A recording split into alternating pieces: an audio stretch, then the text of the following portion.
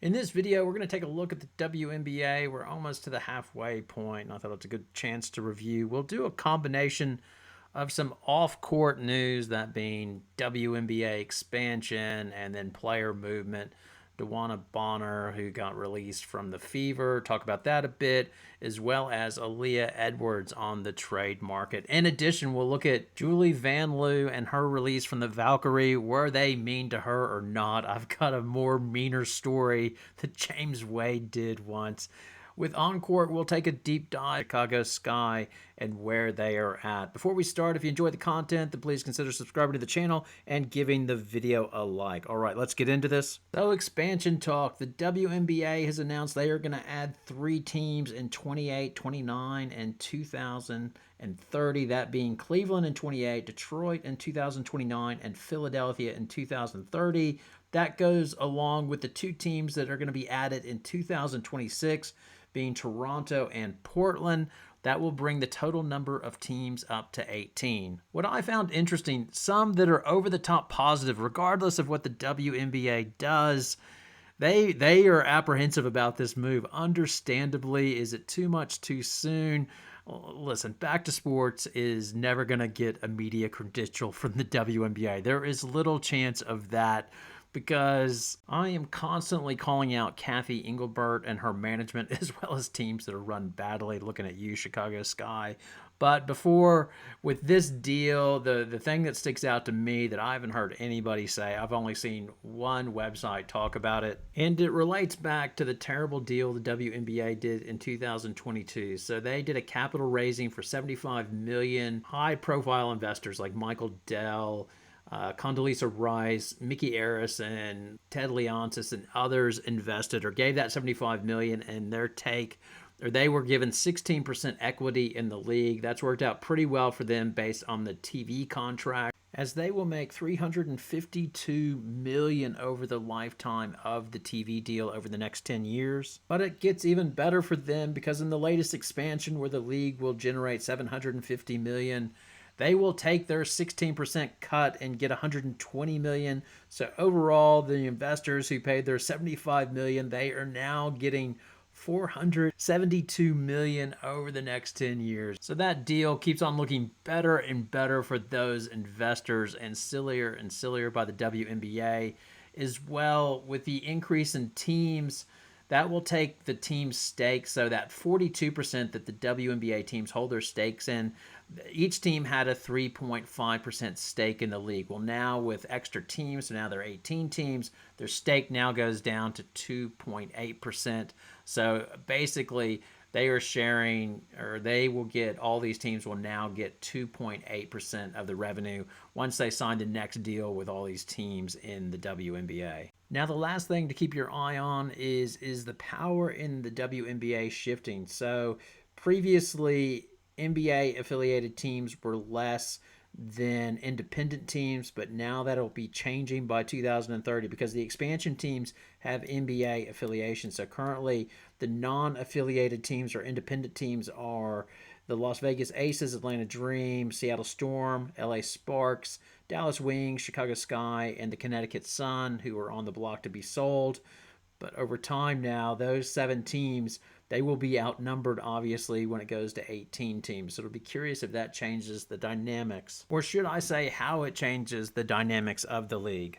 Now, the other big news last week, DeWanna Bonner of the Indiana Fever, she has been released. She basically made it clear, I don't want to be there, and the Fever tried to trade her, couldn't find anybody, and I think her camp was letting people know that she didn't want to go anywhere and wanted to be released. She got released. Nobody picked her up. Negotiate her own deal and decide where she goes. So nobody has picked her up. And basically her take was it was not a good fit. Now, I've seen some outrage by this and not impressed by it, but I agree with her. It wasn't a good fit. If you look at the numbers, she was minus 24.7 when she was on the floor. That means the Fever were 24.7 points worse with her on the court. On offense, Fever would score 93 points per 100 possession. With her off the court, they were better, scoring 113 points per 100. Defense as well. This is surprising. With her on the court, they were giving up 104 points per 100 possession. With her off the court, 99 points per 100 possession. Now, once again, the WNBA, if you are unhappy and you want out, it seems like you can just ask your way out, which is fine by me. I don't really care. The Fever weren't in a position to call her out, seeing that their coach, Stephanie White, walked out on the Connecticut Sun. So that's the way it is in the WNBA. And again, I think it goes both ways because when you look at how the Golden State Valkyrie, they treated Julie Van Loo, that's the WNBA is rough on players most of the time, especially if you don't have any power. Because if you haven't seen this, so Julie Van Loo was in Europe playing. They won, I think it was European Cup or something like that, and then she flew out. She flew back to get back to Golden State for the next game. 18-hour flight. When she arrived there, she promptly got cut. Van Loo threw up a post where she sort of indicated she was a bit disappointed she wasn't allowed time to celebrate in Europe with her team after they'd won their cup versus flying all the way back just to be promptly cut. Natalie Nakase, she hasn't taken a backward step, saying you want to see somebody in person to cut them face to face. That's the respectful thing to do.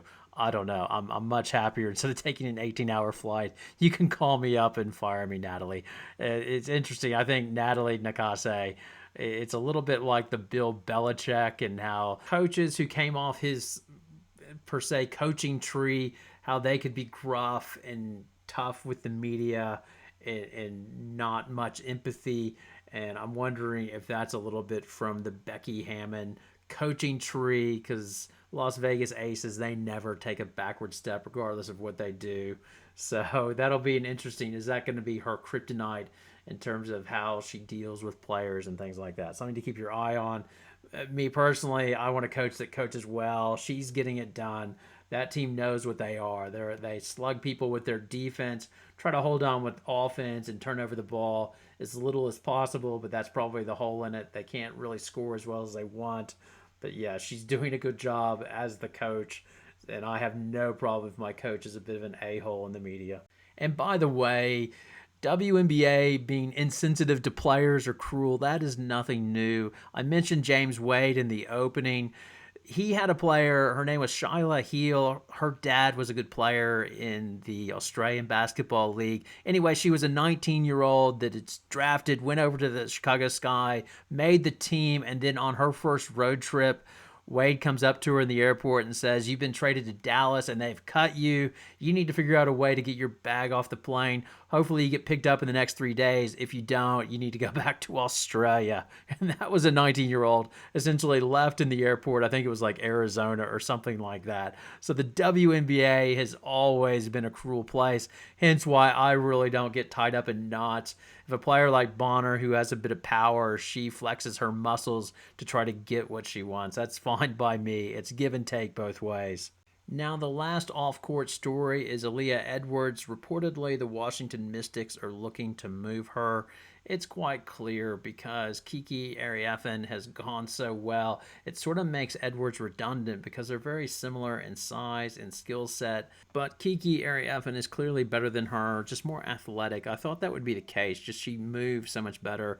It's reflected in defense and offense. The next did an article on Edwards looking at her per 40 numbers, and her numbers are just as good, but she's just not getting playing time because Arieffin's gotten in front of her. There are rumors that Dallas might have interest in her, pairing her up with Paige Beckers. I don't know if that's true or not. I wouldn't mind seeing it. By the way, Dallas has traded Nalissa Smith. They've traded her to the Las Vegas Aces, so they do need a player up front. That seems to be a good fit going to Dallas.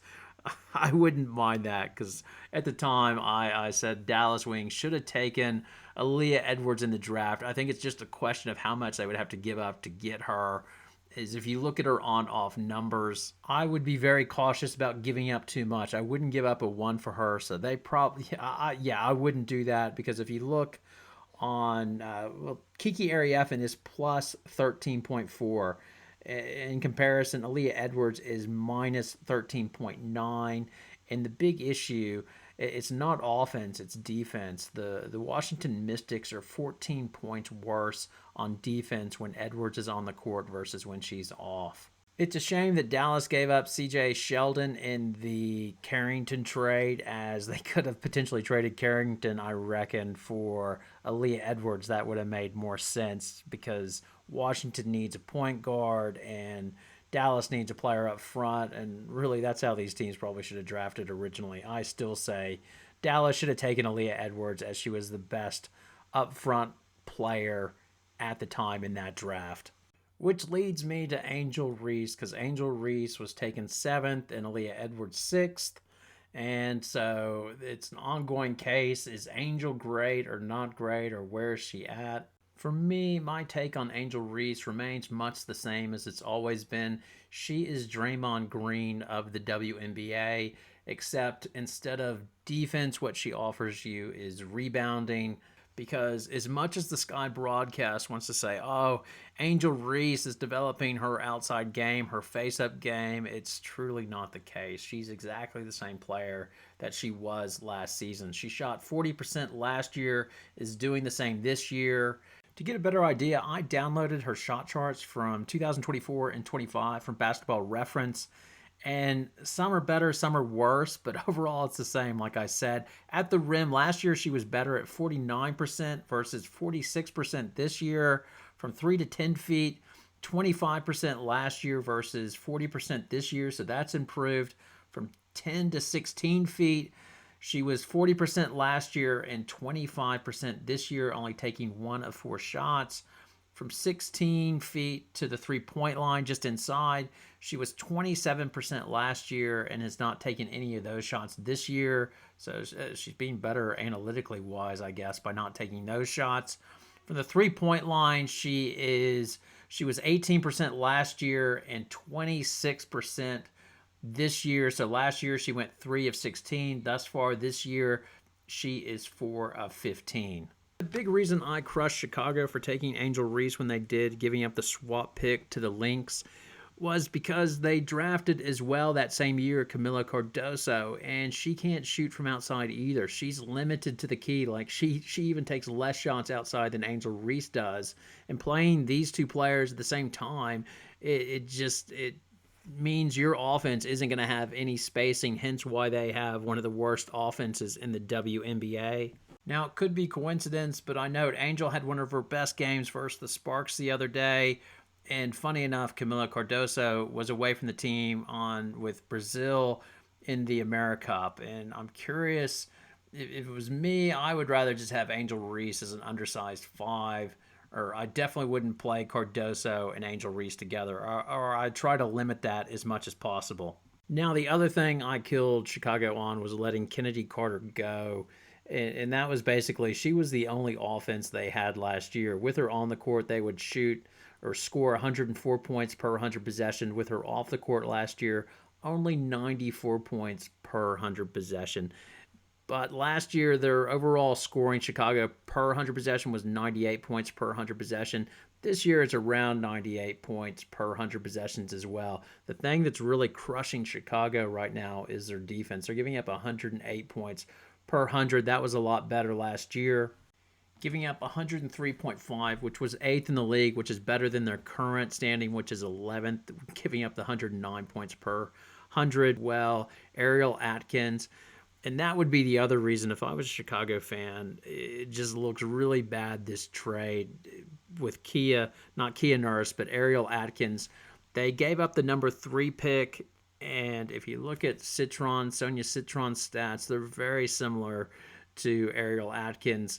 And then if you look at the salary, so they're paying Atkins $200K, and then she's an unrestricted free agent, where Sonia Citron, she'll have the WNBA garbage contract for the next 4 years. So that was a bad mistake on Chicago's part. And the other bad news is that the Lynx, because of the Angel Reese trade, they have the swap rights to Chicago's pick. And Chicago currently has the 3rd best odds of getting the number 1 pick. Now, the good news for Chicago is they have the swap rights to the Connecticut Sun pick. And this should be an interesting race because they go by the 2-year record. So currently, Chicago's 2-year record is 18-38, where the Connecticut Sun are 30-27 because they were good last year. And that will be interesting to see where those pick odds ultimately land as well. Look out for Dallas because they're starting to play a little bit better as well. So it'll be an interesting all-season battle that I'm going to keep my eye on. I know that. So there you go. Now it's over to you. Your comments, your poison. I'll get a lot of poison for Angel Reese, I imagine. I don't know if I'll get any for calling out the WNBA and calling into question the expansion and that terrible $75 million capital investment deal. Anyway, all your comments and feedback is welcome. Thanks a lot for watching. Have a great night.